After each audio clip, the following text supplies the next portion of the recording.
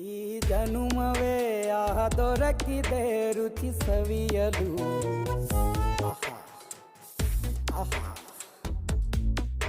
ಈ ಜಗವಿದೆ ನವರಸಗಳ ಉಣಬಡಿಸಲು. ಬಿಸಿ ಬಿಸಿ ಇದೆ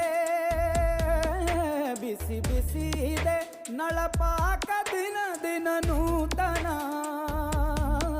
ಈ ಬಿಸಿಯುವಾರುವ ಮೊದಲೇ ಎಲ್ಲರ ಜೊತೆಯೇ ಮೆಲ್ಲುವ ಕಲೆಯ ಜೀವನ ಜನುಮವೇ.